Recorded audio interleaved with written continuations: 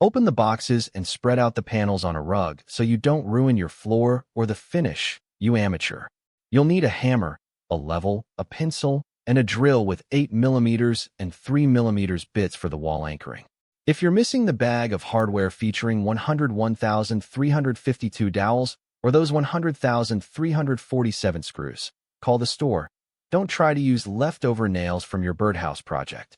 Take side panel 1004485 and find the pre-drilled holes.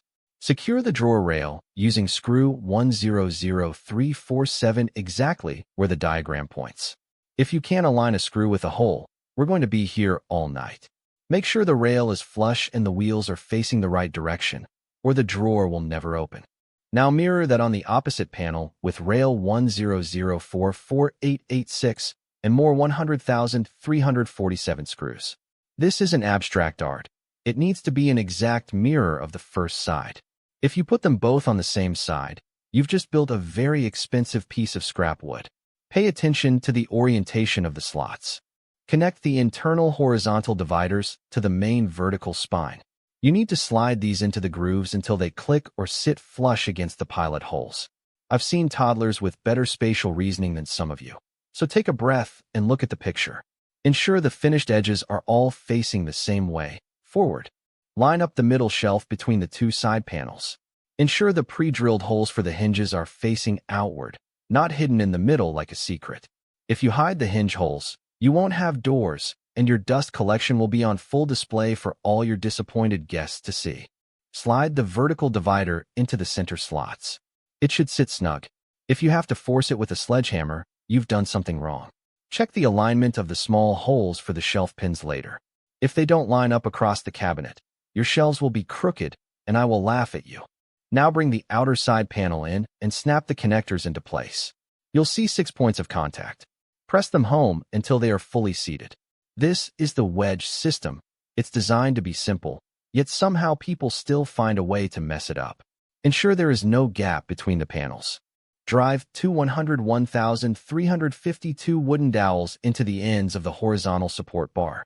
If you mushroom the ends of the dowels by hitting them too hard, they won't fit. Be gentle, for once. Then, slide that bar into the pre-cut recesses on the side panels. This keeps the whole thing from folding like a house of cards. Lower the top panel onto the 4 weighting connectors. Align them carefully before you apply pressure. Use your palm to snap it down. If you use a hammer and crack the finish, don't go crying to the internet about quality when it was clearly your own heavy-handed incompetence that caused the damage. Take hex screw 110907 and the included Allen key 100001. Thread it into the internal support hole shown in step 10. Tighten it until it's snug, but don't try to prove how strong you are by stripping the threads. It's a cabinet, not a submarine. This bolt is crucial for keeping the center stable. Slide the 2 large back panels into the grooves. They should overlap slightly or meet at the center support. Once they're in, take the plastic pins 151708 and 151707 and push them into the holes along the edge. These aren't optional.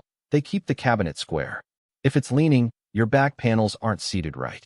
Flip the cabinet carefully. Get a friend. Don't be a hero. Install the plastic clips 10093081 and 10093082. Then, attach the metal L brackets 102553 using screw 100347 to the base frame. This is the foundation of the whole unit. If this isn't square, the doors will never hang straight, so use your eyes. Assemble the leg frame using the long screws 10093458 and your Allen key. Ensure the legs are oriented with the tapered side facing out. Honestly, if you put the legs on backward, I'm not sure you should be allowed to use a screwdriver. Tighten them fully so the cabinet doesn't wobble like your resolve. Place the body of the cabinet onto the leg frame. Secure it through the brackets you installed earlier using screw 100347. Then, screw in the leveling feet 131399/157732 into the bottom of the legs. Use your level now. If the bubble isn't in the middle, keep turning the feet until it is. It's basic physics. Now, listen closely because this part saves lives. Move the cabinet to its final spot. Mark the wall through the anchor 150688. Drill your holes. Insert the appropriate wall plugs for your wall type, and drive the 147,968 screws home. If you skip this and the cabinet falls on someone, that's on you and your laziness. Attach the hinges 10080852 and 152517 to the 4 doors. Screw them into the circular recesses. Then, clip the doors onto the mounting plates inside the cabinet. There's a satisfying click when they attach correctly. If they don't click, you're just pushing them into the wood like a caveman. Stop and realign. Insert the shelf supports 100-75401 into the holes at your desired height. Slide the glass and wood shelves in. Then, attach the knobs 100411120 to the doors and the drawer using screw 119976. Use a hand screwdriver for the knobs. If you use a power drill and shatter the glass, I'm not coming over to clean it up. Fold the drawer box as shown. It's like origami, but with particle board. Slide the bottom in and lock the front panel on. Attach it to the rails we